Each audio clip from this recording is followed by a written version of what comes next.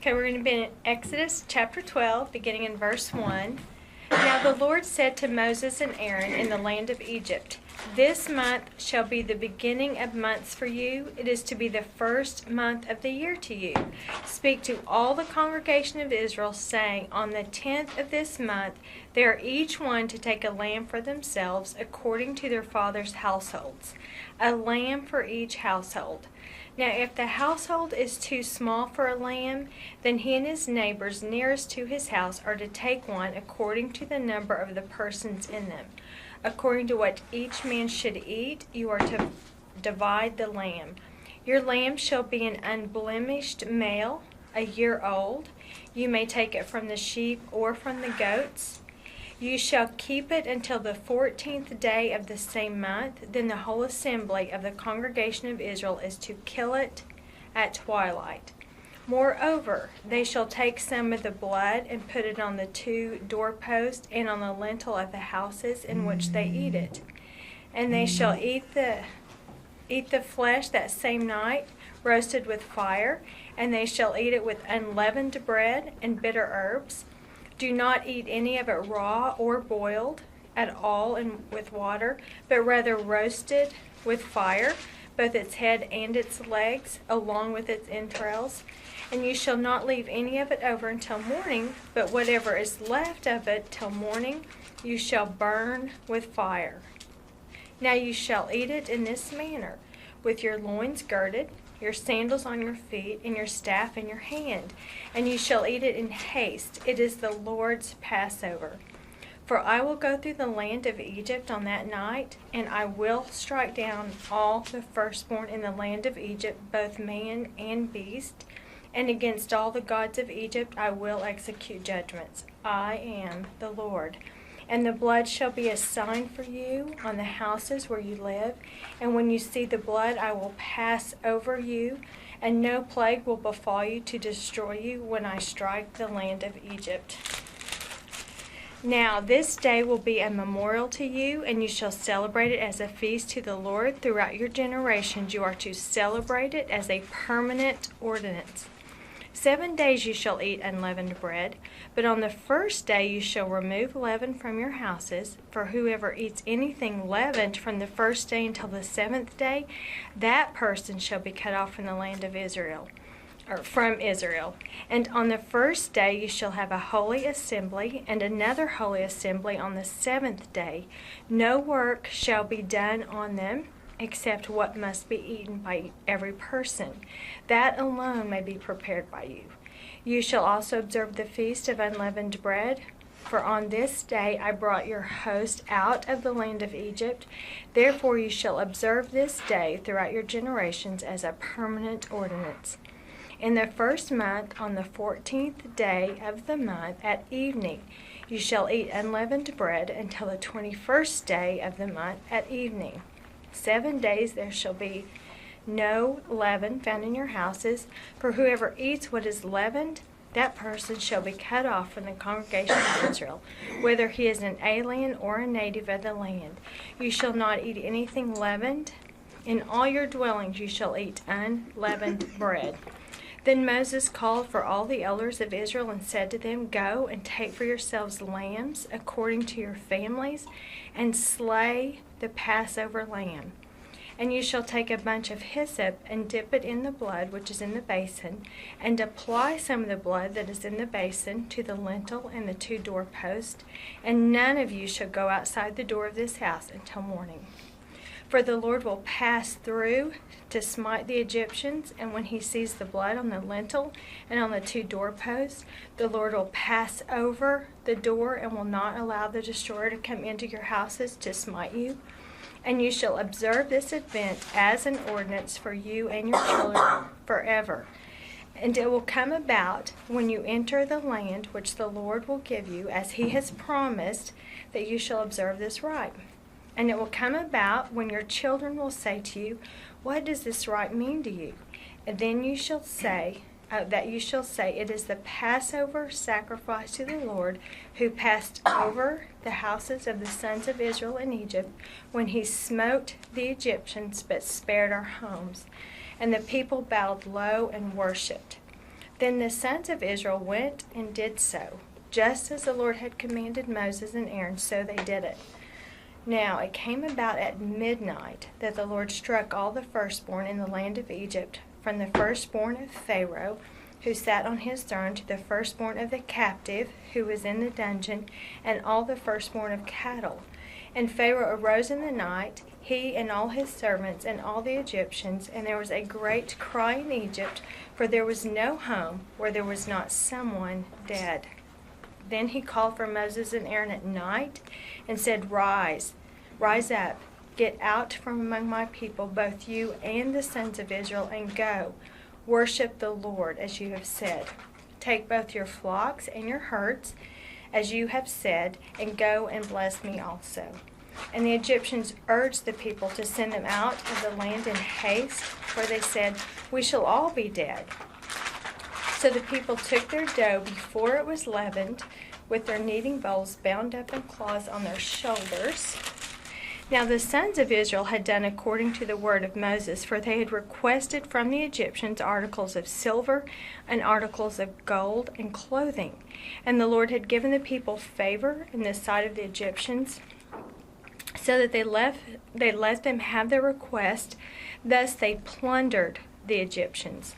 Now the sons of Israel journeyed from Ramesses to Succoth, about 600,000 men on foot, aside from children, and a mixed multitude also went up with them, along with flocks and herds, a very large number of livestock.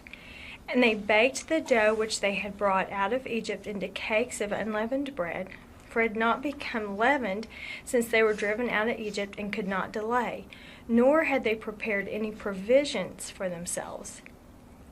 Now the time that the sons of Israel lived in Egypt was 430 years, and it came about at the end of 430 years, to the very day, that all the host of the Lord went out from the land of Egypt.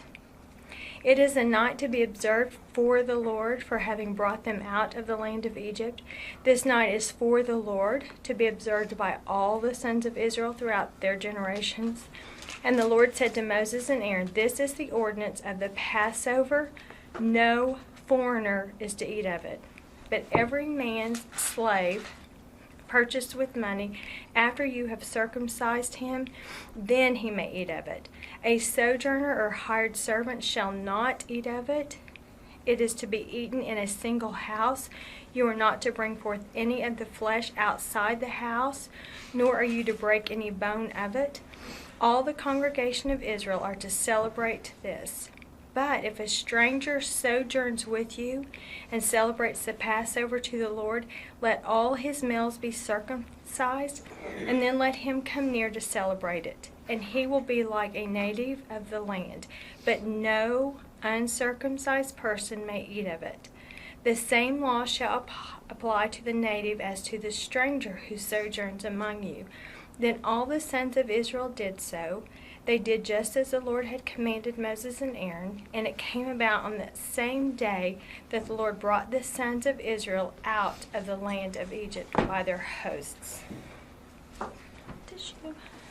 Okay, that's a lot of reading. We're going to pick up in verse 29. So back to 12:29.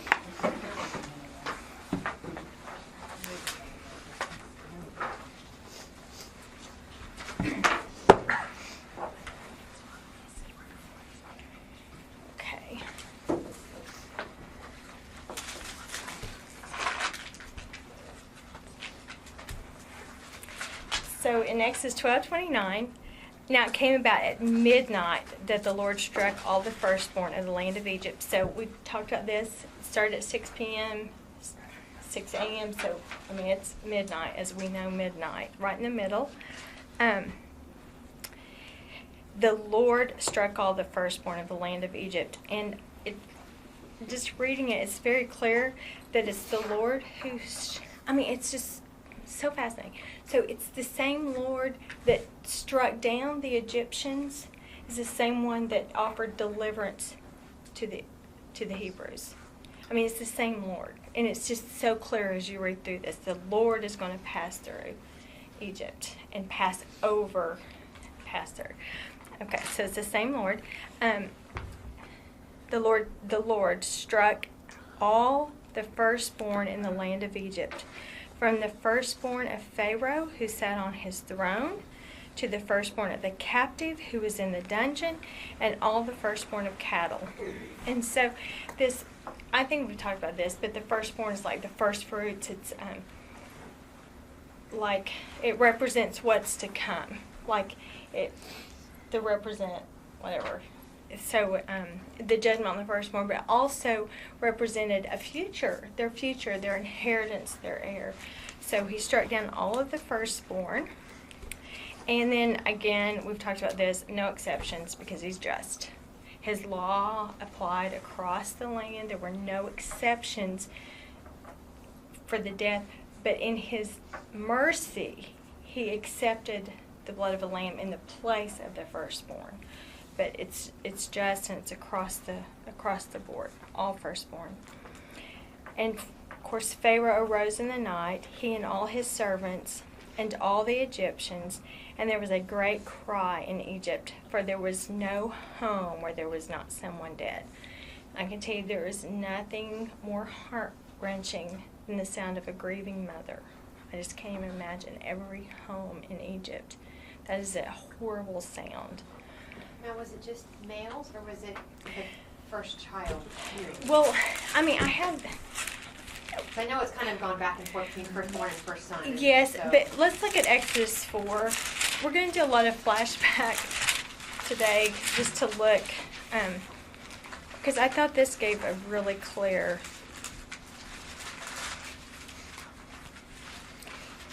in Exodus 4, starting in 22, I'll read verses 22 and 23. It says, "Then you shall say to Pharaoh, thus says the Lord, Israel is my son, my firstborn. So I said to you, let my son go, that he may serve me, but you have refused to let him go. Behold, I will kill your son, your firstborn." So I think, overall, I think it's very clear that it was their son. He was going to be the heir, the double portion. I mean, this was symbolic of so many. I mean, there's so much wrapped up into the firstborn.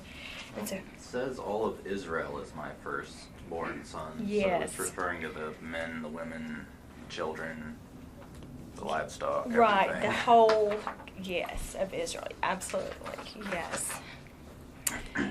So So back to Exodus 12:30. So Pharaoh arose in the night. There's this great wailing. I can't even imagine what that would have sounded like. And so, verse 31. Then he called for Moses and Aaron at night, and said, "Rise up, get out from among my people, both you and the sons of Israel, and go worship the Lord as you have said. Take both your flocks and your herds as you have said, and go, and bless me also." So well, let's just go back and look at Exodus chapter 3. Did I put those in there? Exodus 3, 19.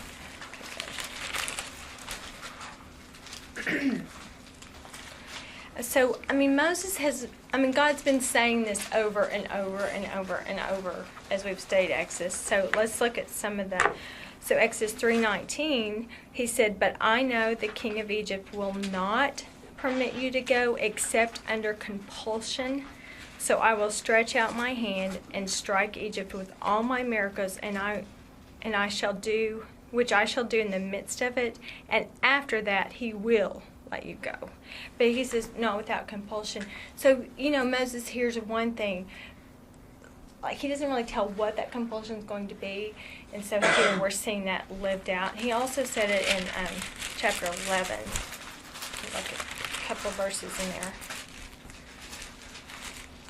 11:1, the Lord told Moses this is how it was going to be. "Now the Lord said to Moses, one more plague I will bring on Pharaoh and on Egypt. After that he will let you go from here.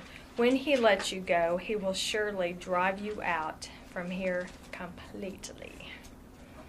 So, which is what he does. And he also says it in 8, which we'll see this played out also. But and all these so this is Moses talking to Pharaoh, and he's told him about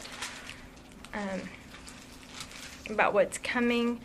He says in verse 5, and all the firstborn in the land of Egypt shall die. And then in verse 8 he says, and all these your servants will come down to me and bow themselves before me, saying, go out, you and all the people who follow you. And after that I will go out.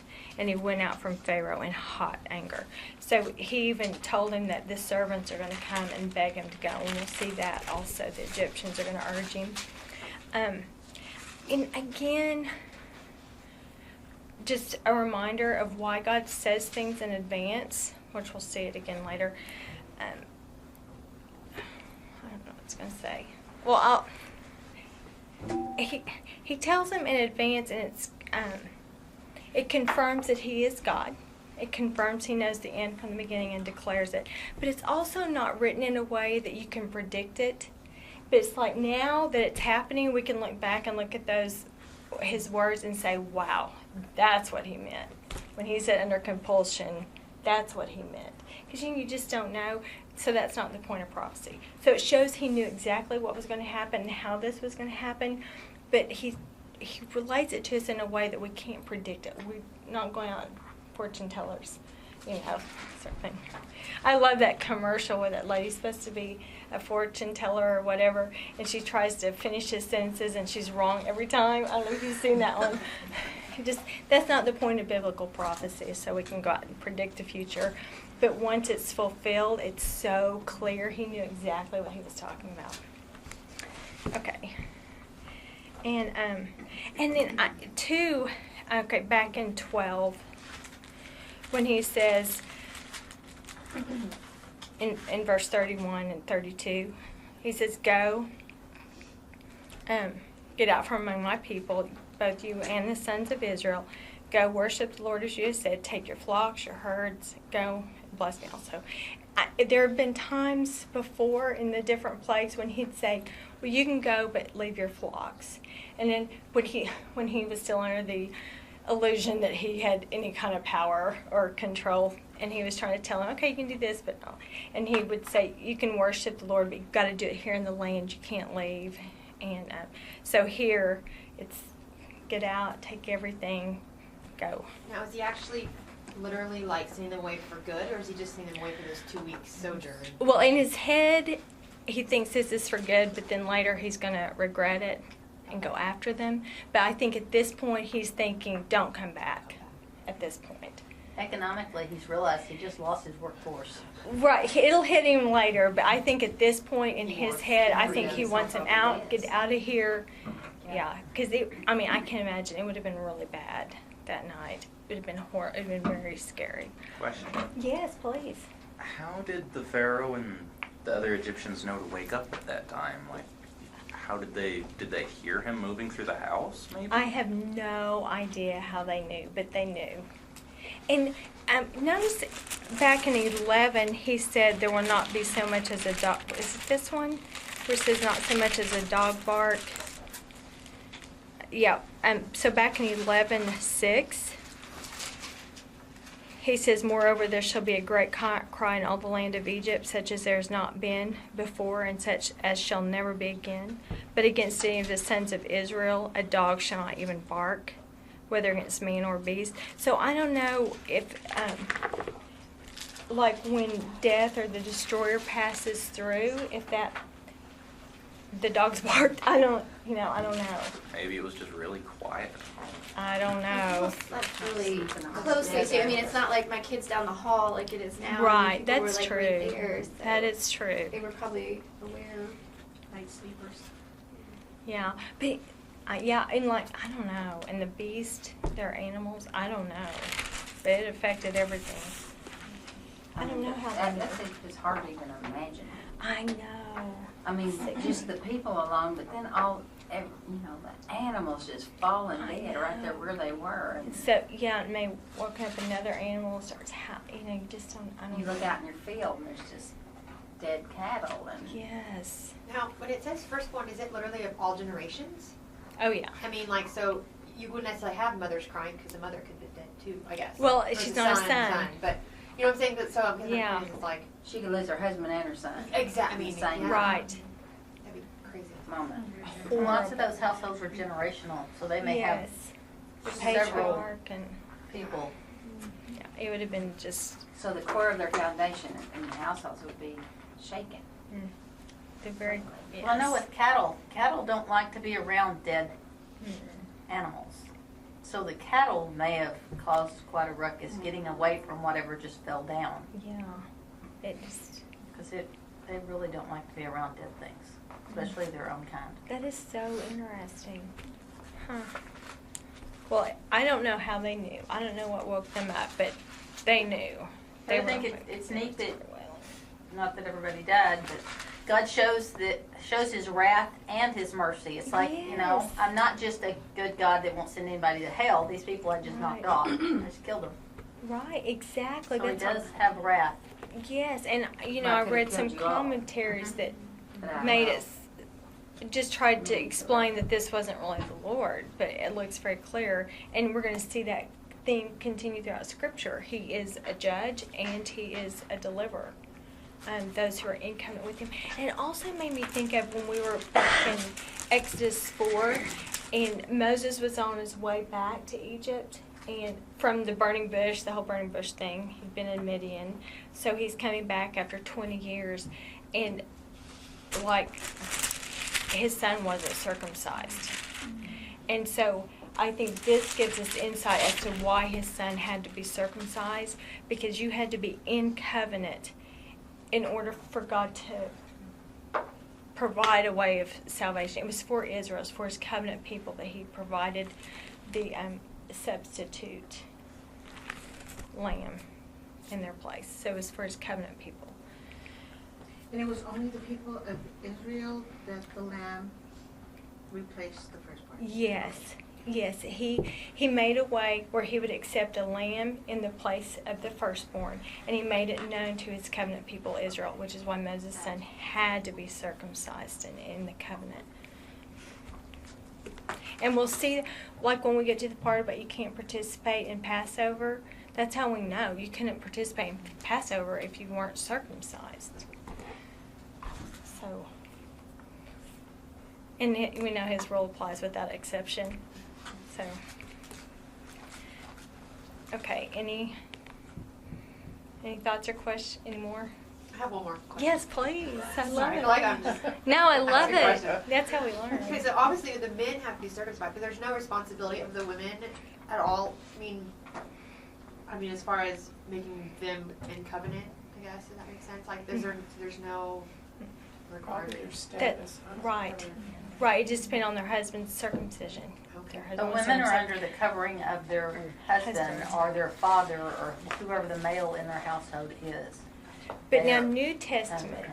like when we studied Galatians this summer, the New Testament, the New Covenant, it man, woman, male, female, free, slave, everyone comes, Greek or Hebrew, everyone comes to Christ the same way. Everyone's responsible for their own.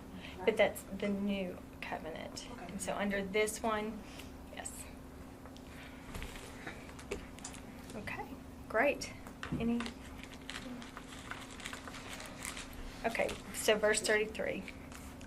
And the Egyptians urged the people to send them out of the land in haste, for they said, "We shall all be dead," which is exactly what God told them would happen. Your servants are going to come and beg. So here we see that. So the people took their dough before it was leavened, with their kneading bowls bound up and their claws on their shoulder. So they would cover their bread, put it on their shoulder, and carry it like this. So, and then, now the sons of Israel had done according to the word of Moses, for they had requested from the Egyptians articles of silver and articles of gold and clothing. And the Lord had given the people favor in the sight of the Egyptians, so that they let them have their request. Thus they plundered the Egyptians. So, like, just as we're reading through, this doesn't really make sense. Those of you who move, especially the military, you move like, you downsize. Right, you downsize when you're moving. They didn't have U-Hauls. So you've got these men, these women, these children, all their livestock, kneading troughs on their shoulders, and then you have more plunder. Like they're acquiring plunder. And then when we get to Exodus 25, God's going to ask for an offering for the building of the temple. And so and they've been slaves for 430 years. So like you're not really going to have acquired a lot of gold and silver, and yet there's so much gold and silver in the tabernacle. And so God's providing for a need that they're going to have. And I always just think about this. Anytime, so they're going to have opportunity to give an offering, but he even provides he provides the offering. So, and then I wanted to, we hadn't read it in a while, so I thought this was a good time to go back and look at the actual promise that he made to Abraham in Genesis 15.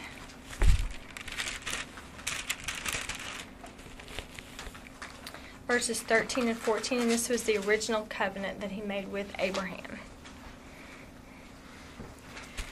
And he says, so Genesis 15:13.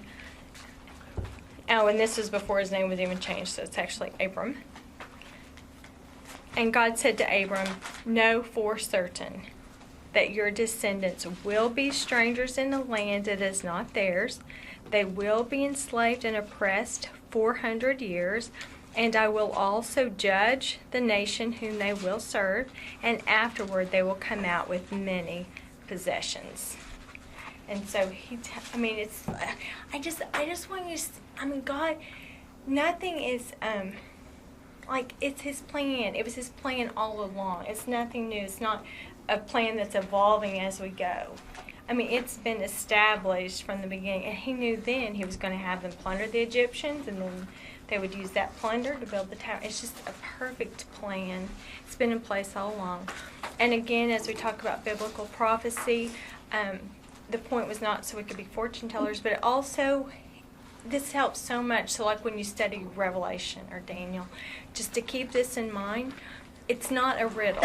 Like he didn't give this so that Abram could spend the rest of his life trying to figure out who's going to be the land, who's going to enslave us. That's not the point. The point was so that when they were in Egypt and they were being held slaves and they were being persecuted and their lives were made bitter, they had a promise and they could cling to it and they could know for certain God told them it would be this way. And so it's a comfort because God told them it was going to be this way.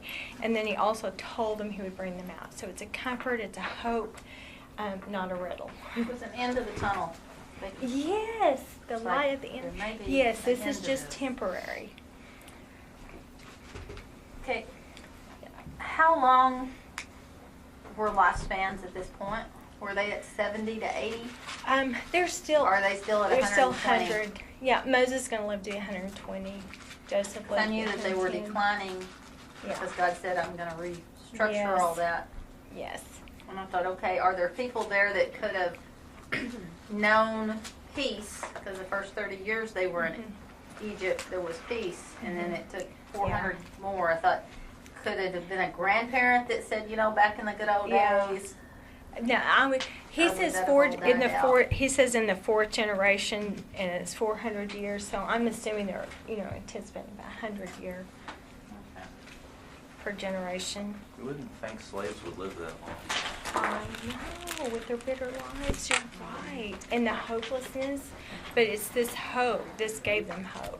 Yeah, but they were very, they bred like rabbits. They did. That's what slaves do. It's the only positive thing y'all don't bring. I know, your precious family.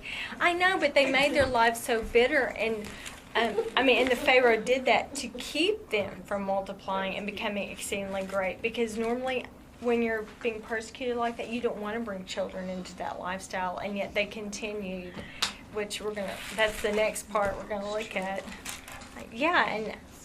Not only do you not want to bring children into this mess, and then you're just tired from all your slave labor, and yet they continued to. But that's, you look at the most oppressed nations that have high first rates, because that would be the only thing they have. Yes, yes. Only form of entertainment. The ones that are starving, the ones that are starving Yes. and losing children to starvation, still having Having- children. That's true.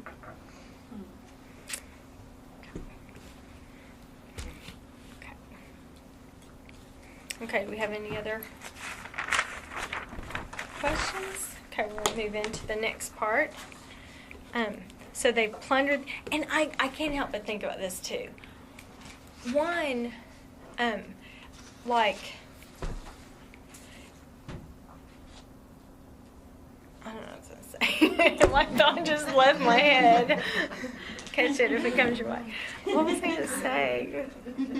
It was good too. I don't know. Who knows? Oh, the freedom. Like, talk about free. I mean, you're free. You go from, like, that day they were slaves. And then all of a sudden they're plundering the Egyptians and they're saying, take it and go. And the other thing I was thinking about, I don't know who else doing Ezra and Nehemiah in Sunday school. It is so consistent with God that it's the foreign country that, funds the building of his Here you book. have all the wood you want. Yes, and here they're giving them all the gold and silver, and then with Ezra and Nehemiah, the king of Persia gave them what they needed. So I just thought that was interesting. I had never thought about that until we He were. said God made them favorably Yes. disposed towards them, Yes. which meant, in a way, it was like they were giving them gifts because they liked them.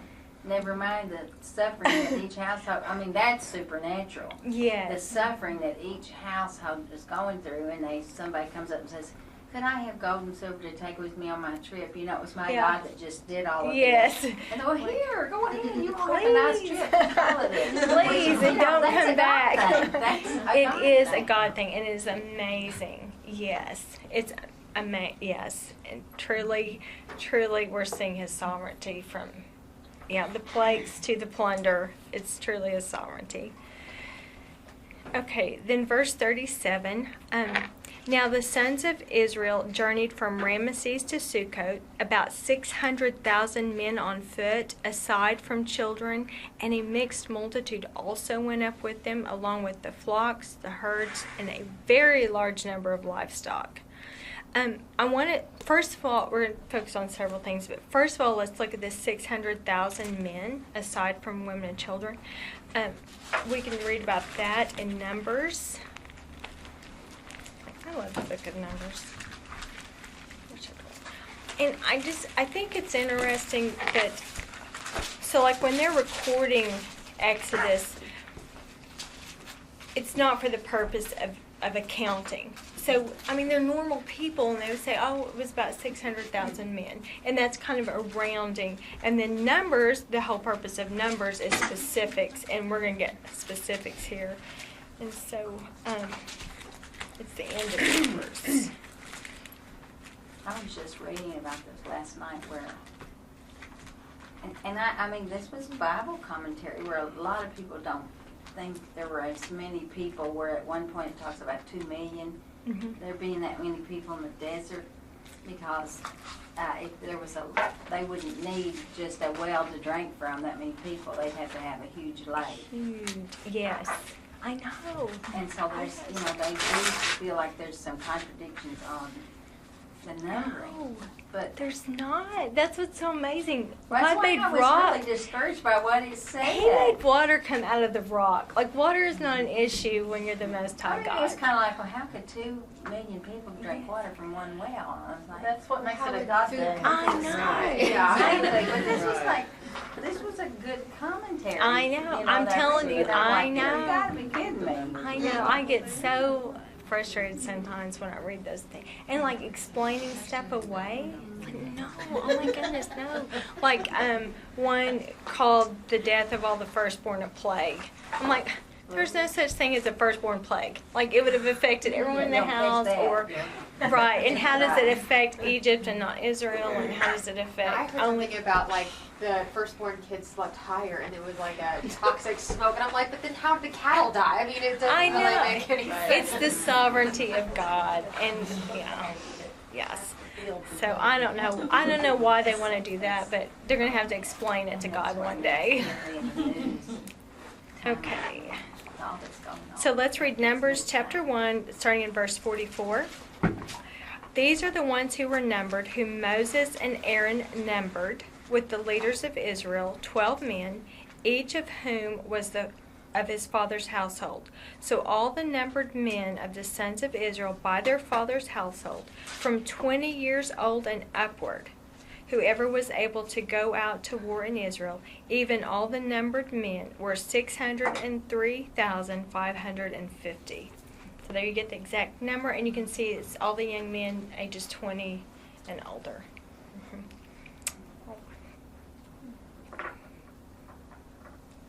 But that was just, they just could serve in the army. That Right. ends at what age? I can't It's not remember gonna when the be really old military people. ends, but like the priesthood, you couldn't even start that until you were 30. Right. But the fighting could start at 20. And I can't That's what remember the when it next ended. verse says. The families of the tribe of Levi were not counted Yeah. along with the others. Okay. That's interesting. So That I didn't mean, even include them. That is very interesting. Oh my Well, goodness, because things they are were pointed consecrated out. for the priesthood. Yeah, because they couldn't even. they didn't fight Mm-hmm. because they weren't in the army. But I'm thinking Yeah, about 'cause they 50. couldn't fight. You probably got everybody over 50 So it Mhm. who's not counted in this. Right. So you've got the old men plus all the women. Okay, I and see what. Okay, I see what you're saying. So this was just counting That's for just the. the military age people. 20 to whatever. That is Yeah. so Yeah, it fascinating. talks about them being 20 in Exodus 38. Uh huh. It talks about all those counted 20 years or more total. Yes. Yes. Total. Okay. It was 20, starting at age 20. Okay. Good. Right. Because that's when you're an adult. And you can. and you can So serve. anyway, that's just the men of That's just fighting, the men. like 20 and older. That's The not fighting even force. counting the women, the children, Or Levi tribe. or the Levites. I know that's And the so wives and fascinating. I the- didn't realize that. Who was that old maybe your wives? Okay. Many wives, that's right. And I have to keep thinking just how strong they are to be carrying the gold and the silver and the kids. And Oh, it's like you're carrying all that how many miles? I know, and that's I've got a map so you can see how far they're going to go. They did not have U-Hauls. It's just so amazing. And we Of course, if they had been slaves, they were probably. They had what? We hauls. Yeah, we-hauls. Yes. Yes, with your donkey and Of your course, if they ox. were slaves, Don, they were probably used to hard labor. Yes, Oh, yes, that's right. I'm They sure. were probably in better Yes. physical shape Yeah. than. Right, they would. That's. They were hardy, ready to go. I mean, this is still a major undertaking. It would have taken divine intervention. Like, and I want to talk about that more. Let's go to Genesis chapter 12. I just, I want to talk about how amazing this is. So Genesis chapter 12. And I'll just read the first 3 verses. Now the Lord said to Abram, "Go forth from your country and from your relatives and from your father's house to the land which I will show you. I will make you a great nation. I will bless you. I will make your name great, and so you shall be a blessing. And I will bless those who bless you, and the one who curses you I will curse. And in you all the families of the earth shall be blessed." So I think about this. God says that Israel was created for His glory. And so Israel is evidence that there's a God. I mean, it puts God on display, the reality of Him. But it's not that they wore Jesus t-shirts or, carried banners through the desert. There's a God. It's so much more than that. It's so much more. So He takes this couple, childless, barren couple. Then He waits until they're past the age of childbearing. I love the way Romans puts it. Abram's body was as good as dead. Sarah was past the age of childbearing. And so He takes this couple, they're barren, they're too old for babies, and he gives them a child. Like, just the absurdity of that. There's no other explanation. And now he's taken this little barren couple in their 100s. They have a baby, and then now they've turned into this great nation. And even when Isaac has 2 sons, nope, he only takes one. So you just take this small, simple, like, defying nature, defying logic, and they have a baby, and now they've turned into this great nation. It's just amazing.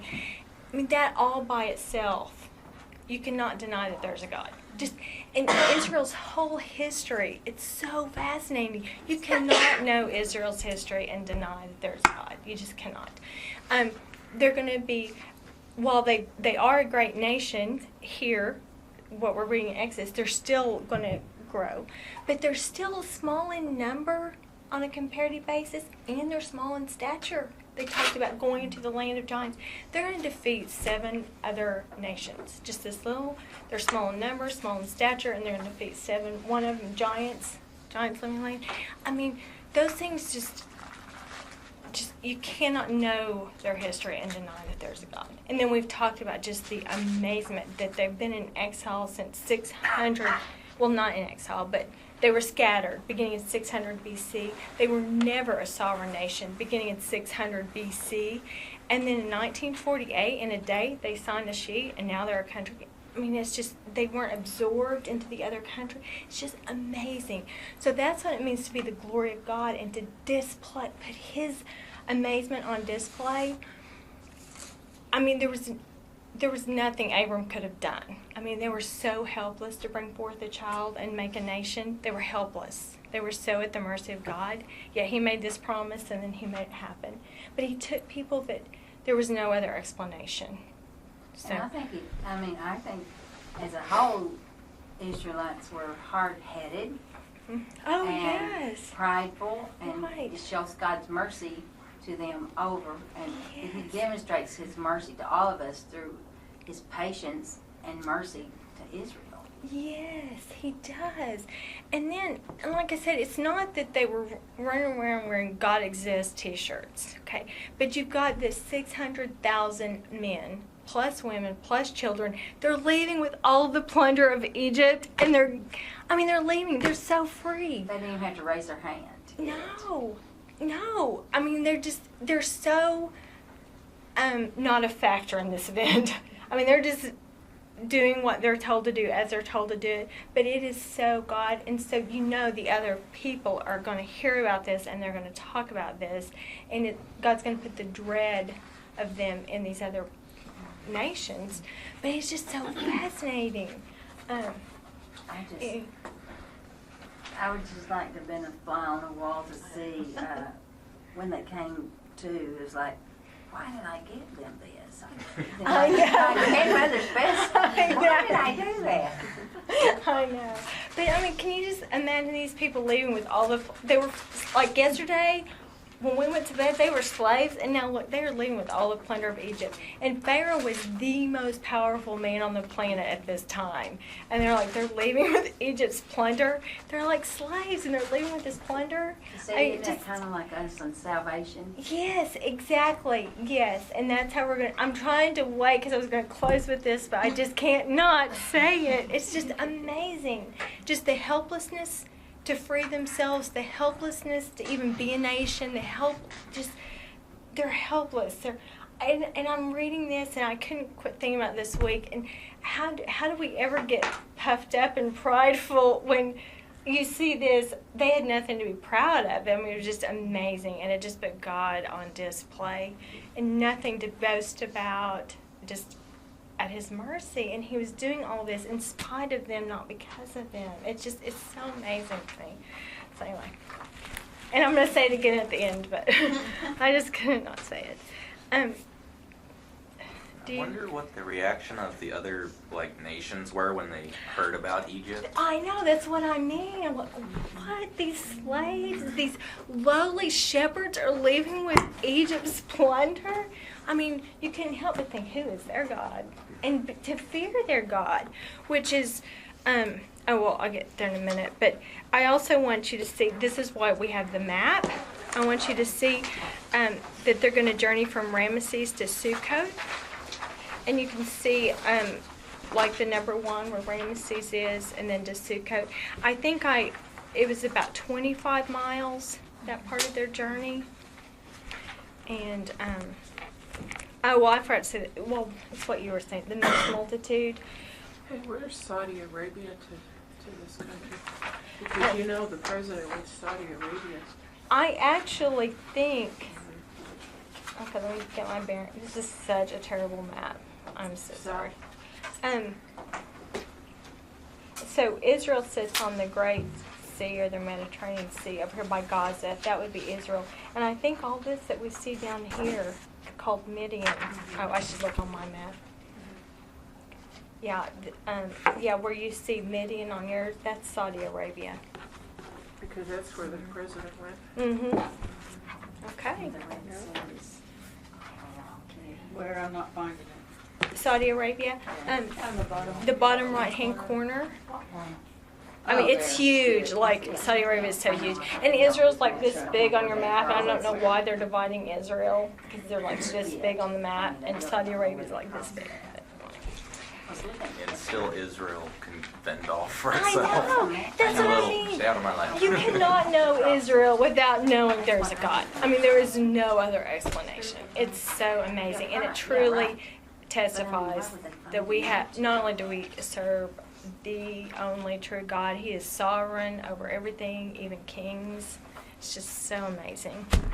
Okay, and then this mixed multitude, I mean, I think that includes, obviously there's hired hands and servants, but also some Egyptians that feared the Lord.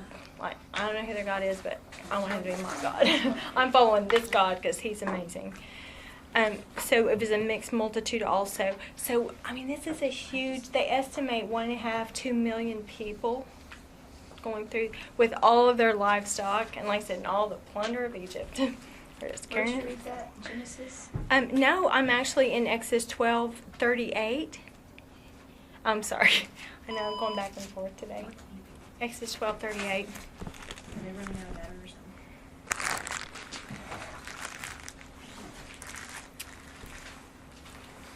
Yeah, so Exodus 12:30 it says, a mixed multitude also went up with them. I mean, flocks, herds. I mean, you cannot miss this sight, okay? This is a sight to be seen. Did And they it, have other slaves that weren't Israelites? it sounds like they Sounds did, like they had other groups of people. Which I'm not sure how that So, works when you're living in Israelites. Egypt, unless they just Unless they came just with took them. They might have Right. taken as slaves. Okay, If there's Egyptians with them, it might also explain why later they built the gold. Help. yes, explain why exactly, they built the gold. exactly. It's what they've known for, yeah, exactly. Okay, let's look at a couple passages in Genesis, because it's so fun to look back at the history and how it's just awesome. This is the most amazing book to study. I hope, it's just, God's Word is so amazing and so consistent and all ties together. Like, it's not written for cherry picking verses out. Okay, so Genesis 46:3-4. And this is when God is talking to Jacob, or here he calls him Israel. And he said, I am God, the God of your father. Do not be afraid to go down to Egypt, for I will make you a great nation there. I will go down with you to Egypt, and I will also surely bring you up again. And Joseph will close your eyes. And so now we're seeing that. I mean, he told him, go to Egypt. I'm going to make a great nation there. And here he is, this little family. Of course, by this time, he had 12 sons that were included in the promise. But still, I think we said 70 went into Egypt, and now 600,000 are coming out. Amazing. Didn't the 12 brothers become the 12 houses? Yes, they are the 12 tribes of Israel, exactly. So they went in a family of 70, and we're seeing the birth of a nation. An amazing nation with the most humble beginnings of a barren couple who were past the age of childbearing. And that testifies to just God. But I mean, we are so much like them. I mean, God told them this is what's going to happen. Yes. And how many times has God told us, okay, it's going to get really bad before the end and all this stuff's going to happen? Yes. And it's like, okay, do we believe that? Or do we, it's like, yeah, time's just going, it just keeps going. And that's what they were like. It's like, well, this is just the way things are. And you just get used to it and you get comfortable. Yeah. Okay, and then 47:11. So Jacob does, he packs up his family and they go.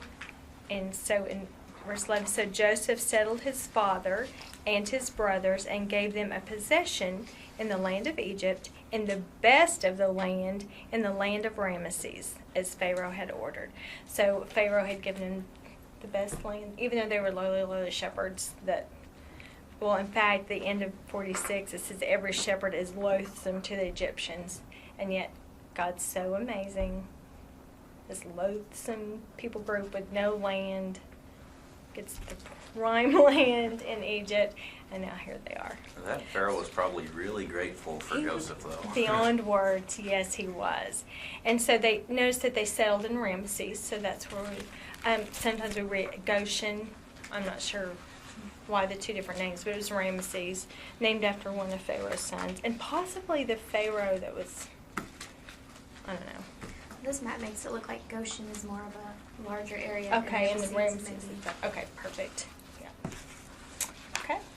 In Egyptian history, I don't know if it was Ramesses the first or Ramesses the second, but one of those two was supposed to be the Egyptian that took the two halves of Egypt and merged it into one great nation. Oh, really? Yes. Like it used to be two nations, and Okay. then it became one.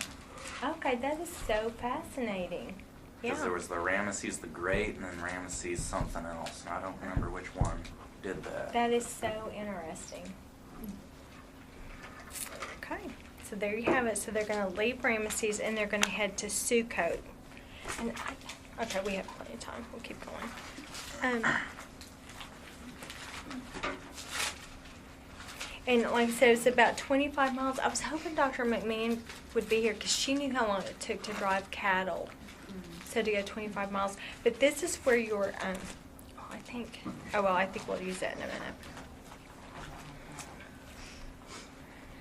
Okay, so then in verse 39, so they went from Ramesses to Sukkot. So remember, this is why we brought the maps. I mean the calendars. I wanted you to see. So you can just mark on your calendar. The first month is Nisan at the top. So on the 10th day, they brought the lamb into the home. That would be the day they brought the lamb in. On the 14th, they slaughtered the lamb. So slaughtered on the 14th. And then they actually began eating on the 15th. It's because their date changed at 6 p.m. So they would, by the time they slaughtered the lamb at 3 p.m., you will write that on your notes too. 3 p.m. they slaughtered the lamb, roasted it whole, and then it was actually the 15th when they began eating, and that was unleavened bread. Okay, so they're going to leave at midnight on the 15th, and they're going to travel. So it's still the 15th, and they're going to end up in Sukkot, and then they're going to actually stop there and rest. And that's where they that's where they bake the dough. So Exodus 12:39, they baked the dough which they had brought out of Egypt into cakes of unleavened bread. For it had not become leavened since they were driven out of Egypt and could not delay, nor had they prepared any provisions for themselves. So God had to make this bread and make unleavened bread and then put it on their shoulders and carry it, and then that became their provision bread. Became their provision when they came to Sukkot. What did you say about the 10th? The 10th of the month, they would go out and find the Passover lamb. It had to be a Okay. perfect lamb, male, without blemish. And they would bring it in the home, and they would become attached. One commentary called it almost like a pet. You would bring it in the home. And the idea was to inspect it to make sure it was truly perfect, but also to connect with the sacrifice, the lamb that was going to be sacrificed for their freedom. They became attached. So it was truly a sacrifice for the whole family, and the whole family felt it. Yes. Going back to the 15th, so sometime after 6 p.m. is when they started their feast. Mm-hmm. And then so sometime between 6 p.m. and midnight is when the Lord came Well, it through. says at midnight. Okay. At midnight, so I'm, assuming it's between 6 p.m. and 6 a.m. And so, Mm-hmm. sometime between 6 p.m. and 6 a.m. But it Okay, says so not- mid, so I'm thinking mid. Okay. I'm thinking 12, Okay. or 12 o'clock. Now, didn't it say that they were supposed to stay in their house till morning? Did it? I was thinking that when he was giving Well, you instructions. can't, I think we're going to, have we been there, or maybe we're going to get there. They weren't to go out of their house to eat it. I don't know if it said morning. It did say Well, that. I I had think to what sit we there read while last the week. death lamb, said that. the death angel passed. Verse over. 22. Okay. Exodus 12, I wouldn't want to 22. step outside. Yeah, you're during that. right. Go outside the door of his house until morning. So what would they have considered? I have no idea. I have no idea. Do they all? I don't know. That's so interesting. I have no idea. Sunrise is what you have written at the fourth watch. Uh-huh. Well, like if everybody died at midnight, it's gonna take a little while for, everybody to cry and do their thing, and then they go summon Moses and say, "Get out." So they wouldn't actually leave right at midnight, Mm-hmm. because it would take a little while for all that. I don't know. They still left on the 15th, though. I guess is the Yes. point. Yes. Even if they were released Right. that morning, it would still be on the Right. 15th. When It probably took a few hours to get Moses there and back, and then they would have to still get the gold. Yes, right. They still did the plundering, and yeah. So it was probably at least early morning when they finally got going. I missed that. Mm-hmm. Which may be how they knew. I don't know. I don't know. I do not know. I just know big picture at the point when, and like, if they heard the weeping and wailing, God would not have wanted. They weren't to eat outside of the home. Just because death is passing through, you want to make sure they're in and protect. You have to be in. I mean, I look. Yeah. Oh, that's true. Well, it's the 15th until 6. Right. Yes. Uh-huh. Yeah. Well, it says they marched out in full view of all the Egyptians who were buried and dead. Yes. And the Yes. Egyptians buried soon, didn't they? So did we have? Yeah. Let's look at Numbers 33, 1 through 5.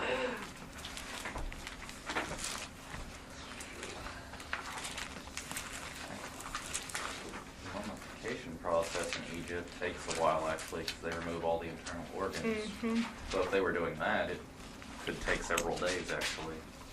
Well, with that many people dead, I wonder if they bothered to do I that. don't That's think true. they mummified it. Mummified was only for kings. Yes, That the was for very, very, royalty. very wealthy, I rich know. people. And one of the things that I was reading is they have such a fear of death, like an abnormal, like, just, I don't know, it was because they were so mystical and in their beliefs and their gods, but they really feared death. Like this was Well, that's why they had such horrible. ornate tombs. Yes. It's because of that fear. That's Yes, exactly the and it was reason. just such a need to, like, to be remembered, to not let their legend die, to not let their memory die. They would, and like the tomb, they're just full from top to bottom, this little bitty writing, and it's just they just wanted nothing about their life to be forgotten. Okay, so Numbers 33.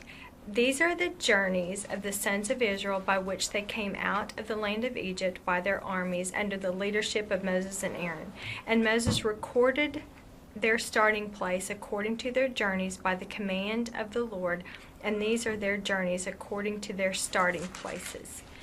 And they journeyed from Ramesses in the first month on the 15th day of the first month. On the day after the Passover, the sons of Israel started out boldly in the sight of all the Egyptians. There you go. While the Egyptians were bearing all their firstborn, whom the Lord had struck down among them, the Lord had also executed judgments on their gods.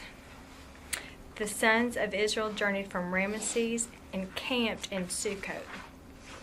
So we'll keep referencing back to this, but you can see they left on the 15th. I know, I love how they started out boldly. Like, Yeah, I like that they start out boldly in the sight of all the Egyptians. Of course, they're like, I mean, it's so fascinating. We'll see it again with when they part the Red Sea.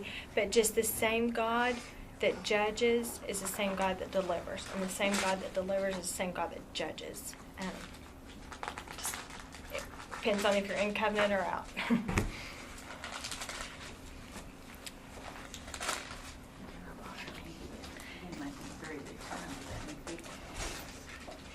Huh? I was just making a comment, if you read on further, that they left Succoth and camped at Etham. Yes. They left Etham, turned back to Pi. They didn't go very far and Right. at a time.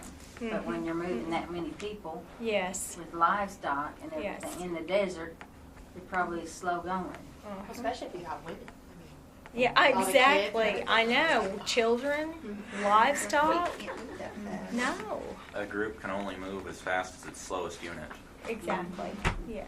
And like we're talking 1.5 to 2 million. Like I can't even imagine.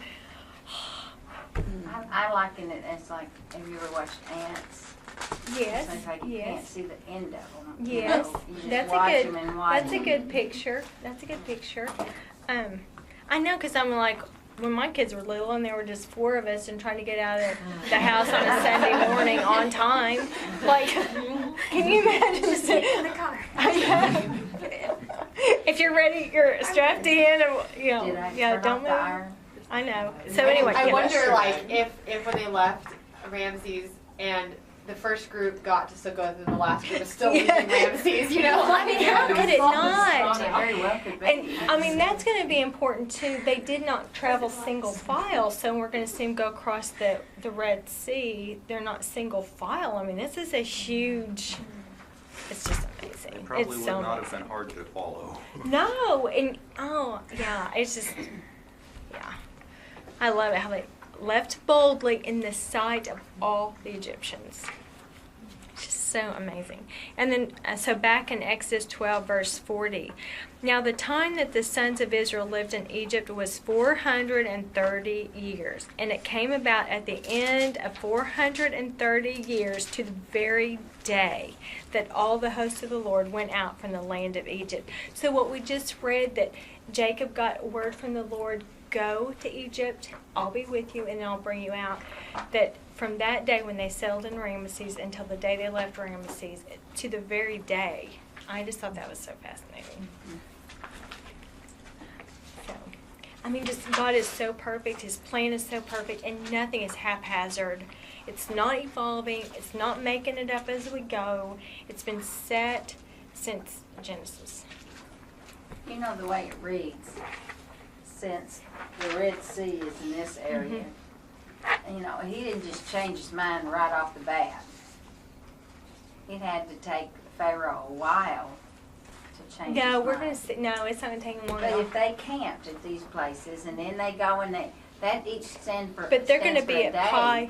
They're going to be at Pi wherever when he changes his mind. It's just the next day, and it's going to be so fascinating. That's why keep your calendar, bring him back, because it's so fascinating. The timeline. So they would be about a day ahead of him. Hmm. So he's having to Maybe. make time. Because I know they say they really are not sure where they crossed. Yeah. Well, we'll get there. It'll be Yeah, good. I know. Come back, bring your I'm gonna calendars. read 'Cause ahead it's going to or be so something. good. You just read ahead because it's going to be so good. Okay, we'll wrap this last part up.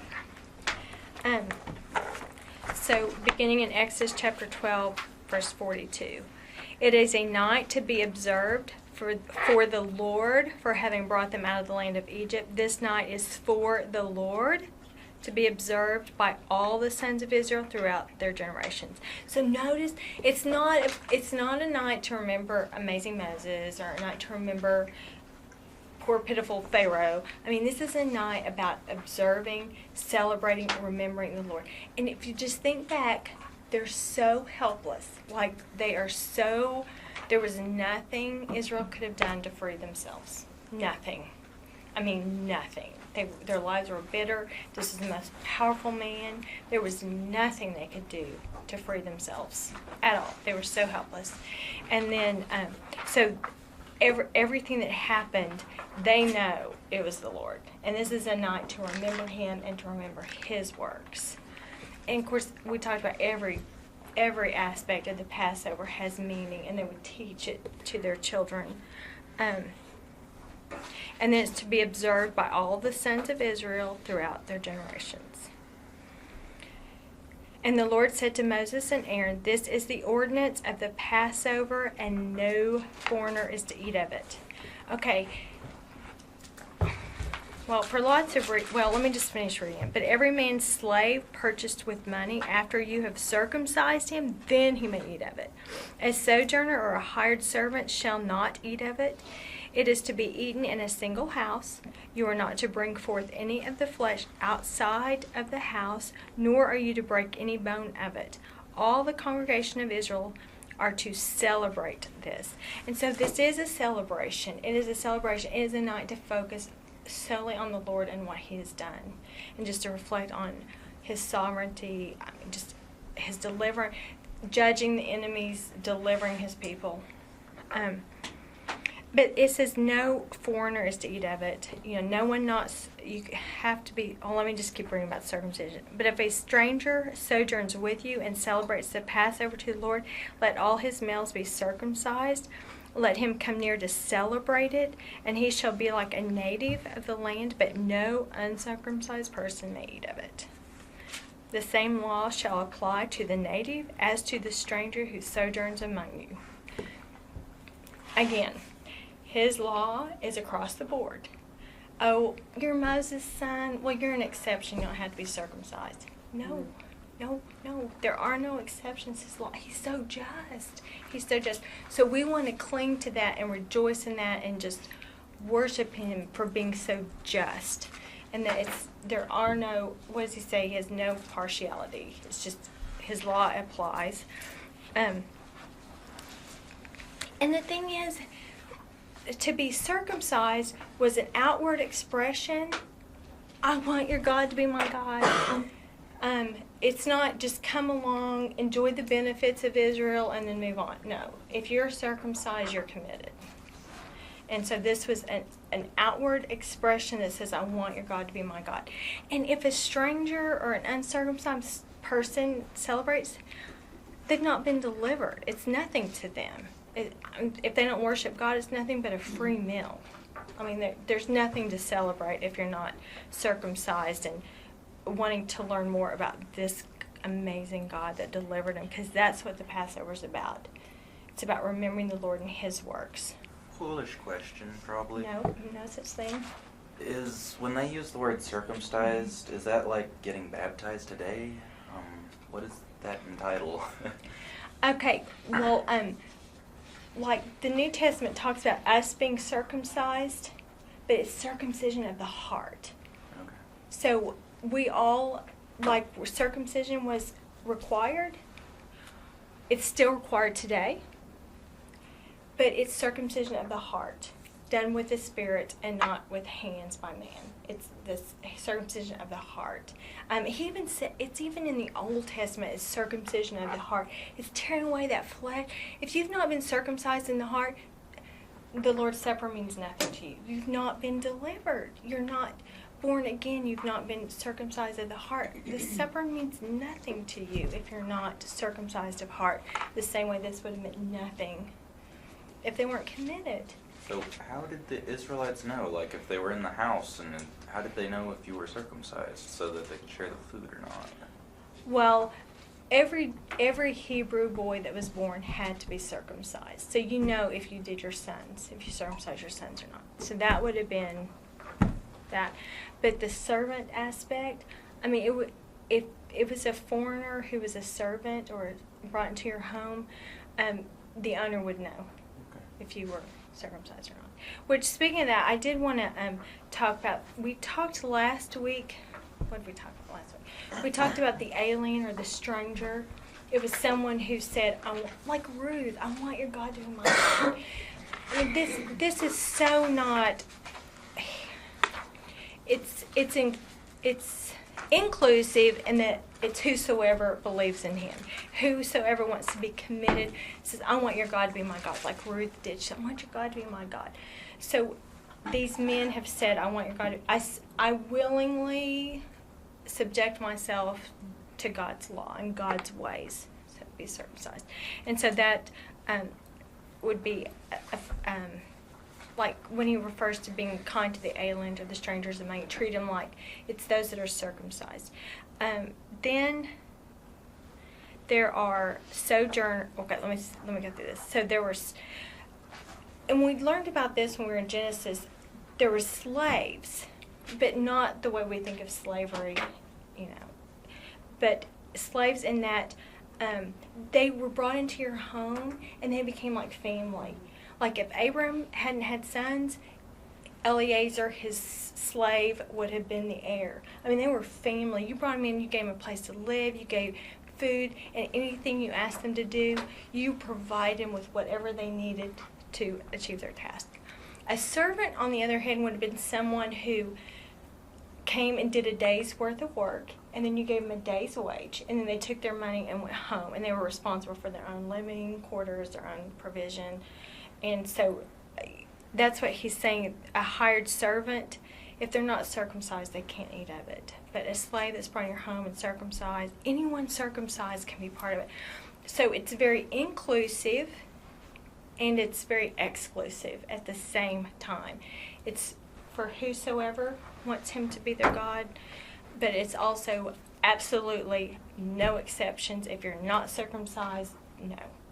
So inclusive and exclusive at the same time, which I know is kind of not popular in our culture today, but it's just the way it is. When the Jewish people celebrate Passover now, it does say that no bones may be broken. Yes. So do they have kosher butchers that We're going go? to get to that. Yes. I'm just jumping I ahead, know aren't you I? are. You're so good. You're so good. Okay. And the other person I wanted to talk about here, when it talks about sojourners, like they didn't have airplanes. So you couldn't fly over land. You would have to walk through it. And so when they left gleanings on the edges for sojourners, I mean, there's no McDonald's on every corner. So they could go and gather their own, you know, as they went, they could glean and eat as they passed through. So that would be a sojourner just going from one place to another, not settled, but, you know, they could take care of them. But they were not to eat the Passover. And, okay. What else did we want to cover? So that covers all of that. But so inclusive, exclusive, just leave with that. Only those who are circumcised, and today only those who are circumcised of the heart are supposed to participate in the Lord's Supper. And that the Lord's Supper is our celebration of our deliverance, and it's a remembrance of our God and how amazing He is. And where they only did this once a year, we do it. It says, as often as you do this, remember me. It's like continually being so grateful for our deliverance. Where they were delivered from Pharaoh and slavery and bondage and bitter life, we're delivered from the bondage of sin. And we're delivered, like we read last week, and the wrath to come. Thank goodness. Okay, and then we have to talk about this. No bone shall be broken. So that's in verse 46. It is to be eaten in a single house. You are not to bring forth any of the flesh outside of the house, nor are you to break any bone of it. And we have to talk about this. Let's go to John chapter 19.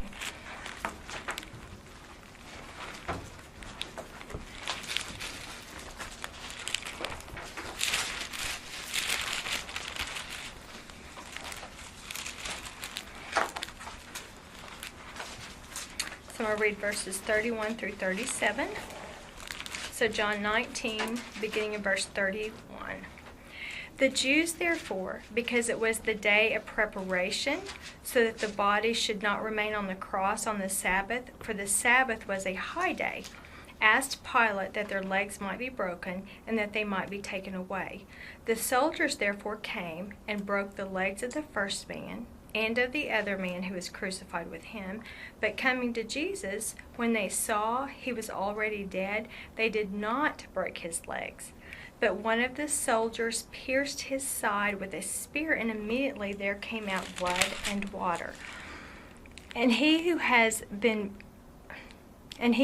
seen has borne witness, and his witness is true, and he knows that he is telling the truth, so that you also may believe. For these things came to pass, that the scriptures might be fulfilled, not a bone of him shall be broken. And again another scripture says, they shall look on him whom they have pierced. Okay, let's go back. We talked about this the other day, when it's a high, in verse 31, when he says it's a high day, or a high Sabbath, that means it's a fast day, or not a fast day, a feast day, but a no work day. So feast, but no work. That's not on a Saturday. So it would be a day other than a Saturday. And then when they talk about the preparation day, I mean, as the calendar changed and it got a little weird, there's a lot of debate, but traditionally, the 14th was preparation day, when you'd slaughter the lamb and prepare the meal, and then the 15th was the actual feast. And so anyway, whatever. I just want to throw that out there. Okay, so then you have these Jesus and then two criminals on either side. And because they had to get him down before the sunset, they had to come off the cross because of this high day, or this Sabbath day. They had to get him off the cross. Like in a crucifixion, they would raise themselves up to gasp for air. So that's kind of what kept them alive, and then, sink back down. So by breaking their legs, they couldn't raise up. And from what I understand, they actually died of asphyxiation instead of, so that's how. So when they break their legs, so they couldn't raise anymore. And so here we have, they're coming around, and they're going to break their legs so that they'll die, and then get them off the crosses before sunset. So they go to the first one, they go to the second one, and then Jesus is already dead, so they do not break his legs. John writing this, he's like, I borne witness this, I saw this, I know it's true, I want you to know too. He just wants you to know this is how it happened. This was meant to be obvious. So my brain's, I don't know, can't catch up with my mouth. So every year they celebrate this feast, and it's a big deal that the lamb is laid out whole, entrails and all. It's laid out whole, right? Not lamb soup. We talked about that. It's whole, and no bone. And they make a big deal. You don't break the bones. Don't break the bones. That's why you don't boil it, because you would have to cut it. So whole. So when we have the Gospel of John, the very beginning, when John the Baptist was baptized, he says, "Behold, the Lamb of God who takes away the sins of the world." And now we're on the cross, and it's like, he broke this man's legs, it was meant to be evident to every Hebrew who rehearsed this every year. Say, not a bone, what? They didn't break it, they broke his legs, and they didn't break. Could this truly be the Lamb? Could this be what, it was meant to be evident to all who were observing. So every year they don't break the legs, so that at this point, when they see him on the cross and they break his legs and they break his legs and they don't break his legs, it's so obvious this is the Messiah, the long-awaited Messiah, because his legs were not broken. And John already made that connection for us, so he says, "Behold, the Lamb of God who takes away the sins of the world." So it's very apparent you don't break the legs of the Passover lamb. Pilate, the guy, had found no fault in him the day before. Yes. Right. We talked about this. I'm just going to say it again.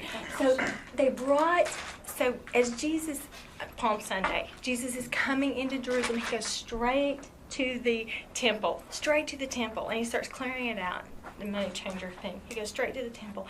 At the same time, the high priest is getting a lamb from their pasture, the priestly pastures, brings in a lamb, sets him in the temple courts for everyone that's coming for Passover. They can observe and make sure the lamb is without blemish.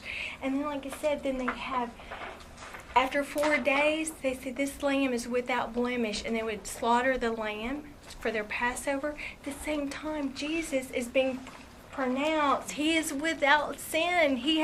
There's no fault in him. After he'd been through the most intense interrogation of his entire life. Like they blindfold him and they're hitting him and mocking him. If you're the Savior, tell us who hit you. You know, save yourself. They're mocking him and he still doesn't sin. And so Pilate says, I find no guilt in him. I know no fault in him. He is the blameless lamb, right? They slaughter him. They don't break his legs. It's so obvious. This is what they've been rehearsing for all these years. And still they don't see it. And still they don't see it. And now, okay, so that brings me back to my question today. When they go, do they still do the whole lamb like they did then? I do not know. Because I I don't. thought I had seen like I on think TV, which you know if it's on TV it's true, where they get this lamb roast and that's what they use. I mean, if they are, what do they call them? Orthodox Jews, and they're practicing Jews, they will keep to the law to a T. And I mean, that was the whole point. That's why there were no exceptions and why it was so specific. It was so that when they saw the real Lamb, behold, the Lamb of God who takes away the sins of the world, when they saw that and all these things are supposed to click, click, click, that's why it was so important. And we read that part about if you didn't get rid of the leaven, you would be cut off from Israel. I mean, this is so important that every aspect is preserved so that when they see the true Lamb, they recognize him. And now we know. So are they so caught up in the law they couldn't see it? I mean, Romans chapter 9 explains they had to be is it not? No, it's 11. They had to be hardened in part for a time. So let me find it so I don't misquote it. But Romans chapter, I keep saying 9, it's 11. They actually broke the law to get Jesus where I he know, was. they broke so many laws. They're so inconsistent. That's the thing with man-made religions. You can't keep them, and they contradict, and you have to break one to keep. That's why man-made rules are just terrible, and that's how we can know God wrote this because it's so perfect. He says. So I'm reading from Romans 11:25. For I do not want you, brethren, to be uninformed of this mystery, lest you be wise in your own estimation. For a partial hardening has happened to Israel until the fullness of the Gentiles has come in. So on one hand, he hardened, a partial hardening, and only temporary, but for the sake of the Gentiles. And so, part of it, to me, sometimes I think that's part of the miracle of our salvation is that they didn't see it. Like, how can you not see it? It's so obvious. So that was part of the miracle is that they didn't see. But you still had Jews being saved because you only had a partial hardening. Yes. So that when the fulfillment of the church came Right. in to tuition, you had those Jews who had been saved, who were Jews, who were Yes. able to tell the others. Right, like John. And like we didn't have the first Gentile convert until Acts chapter 10. I mean, when thousands were being saved every day, they were all Hebrew. I always think, because I like word pictures, Yes. I think of when it's really, really cold for a long time, you turn on the water just so it drips through. Yes. So that yes. you don't have a total Yes. hardening or that. I know. But And it that's still what they makes were you doing. wonder about predestination. I mean, I know God's plans are so much deeper than anything we can comprehend, but you wonder sometimes, some people just born to not believe, and because he says he loves who he loves and hates who he hates, and I think about all that stuff. But It's he like, knew beforehand. I mean, I know that, but Always it's think- just why was it like this? He wrote the book, and like any good author, he knows how it's going to end when he's right at the beginning. That's And right. I think, he already knew what we were gonna. I can't wrap my But brain you know, around it that. just makes you feel sorry Yeah. for some people born, they're hopeless from birth. Well, But yeah. we don't know. But we don't know. The way No, I don't understand a thing. God, like I said, God, I accepted a long time ago. But it's not like Pharaoh's going, oh, I so desperately want to be God's child, and I so want to believe, but I just can't. I mean, it's not. I mean, he's very hard towards God, very prideful and hard. But yeah, I don't know. That's complicated. Hopefully. The way someone told it, I can't remember who, someone told it to me, it's like God, when he made the universe, he set down the rules of the universe. Mhm. So how he knows us before even we do Yeah. is that he knows he wrote the rules for psychology, he wrote the rules for sociology, he wrote the rules of genetics. It's like, before you're even born, I know what you're going to do because I know your parents and grandparents. And Yes, right. I know what your society is like and what you've been through, and I can just guess before you even know what you're going to do. Yeah, it is complicated. I mean, it is complicated. But like you said, we don't know. We're just at it. We're just supposed to share the gospel every chance we get. And it would be great for our salvation. Oh my goodness, yes. Like, if you understand, we have great cause to come together for the Lord's Supper and focus on Him and what He has done, and just our helplessness. Oh, I was listening to Matt Chandler's sermon. I like to listen to him, and he was saying that's what makes us desperate as parents. You know, we're trying to Yes. shepherd our kids because we can't bring about their salvation, and we don't know. You know, we can't do We it can't. ourselves, so we have to just desperately pour into them and pray. And yes. it's not up to us. And the only No, peace we it's can not. have, Trust me. Yeah. because even then we don't know Mhm. their Right. heart like God knows it. Right. And we, He gives us that peace to accept it. And I know, yeah. Okay, let me wrap up with these last two verses. So back in Exodus 12, starting verse 50. Then all the sons of Israel did so. They did just as the Lord had commanded Moses and Aaron, and it came about on that same day that the Lord brought the sons of Israel out of the land of Egypt by their hosts. So I think it's the same day they had the Passover, and then they eat the Passover meal, and they come out that same day. Okay? a busy day. Yes. Yes. So any other thoughts or questions? Or Thank you. Thank you for your wisdom. okay, well, I hope you all will just think about Exodus 12 next time we have the Lord's Supper and just reflect on. And it's all about what He has done in spite of us. Like, it's so in spite of us. And like, the more we read and study, the more helpless. I mean, we're just so helpless. Yeah, we can't save ourselves. We can't save our kids. We're just helpless. So